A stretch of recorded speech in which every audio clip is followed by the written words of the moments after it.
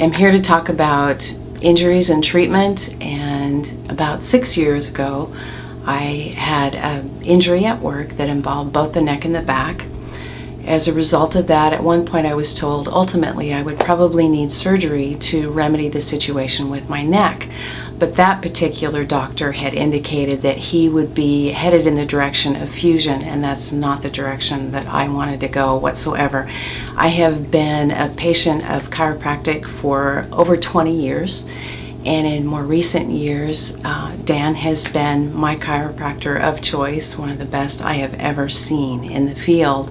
And even though he was able to adjust all areas that were involved over the long term, it didn't remedy the situation. I was injured a second time a little over a year ago in September of 2013. And as a result of that accident, which injured both the neck and the back, the injuries in the neck were exacerbated to the point where chiropractic was no longer resolving the issue. I had headaches. Initially, the headaches lasted more than 6 months before I had my first reprieve from the headaches. As a result of that, sleep was interrupted on a nightly basis, and when there's no recuperative sleep, you don't have the energy to function during the day. Even normal activity, you don't have the energy, let alone to work. I work in a field where it requires long hours on my feet, anywhere from 12 to 16 hours a day, and I was not able to meet that demand. As a result of knowing Dr. McClure, he introduced me and recommended me to Dr. Tony Mork. And surgery was recommended for my neck. What I appreciated about Dr. Mork was his approach, that it is minimally invasive and that we do as little as possible. Initially, that involved a set of preoperative tests that included an MRI and physical exam, and the result of those tests, we did some pain mapping, and that would allow him to narrow down the areas that were affected and what could be effectively done to address the problem.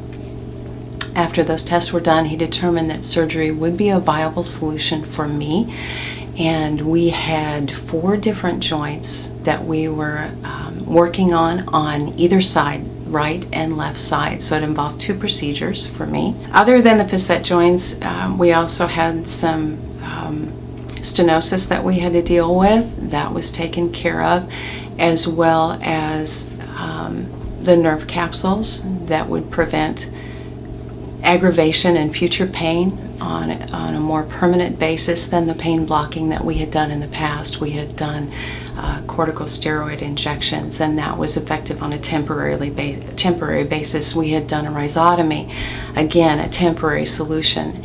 And what I appreciated most about the approach that Dr. Mork took is that it was a permanent solution to a problem that would not have been affected in a positive way at all had I gone the way of fusion. And I had surgery, 2 procedures again. Were done at the end of August of 2013 of this year.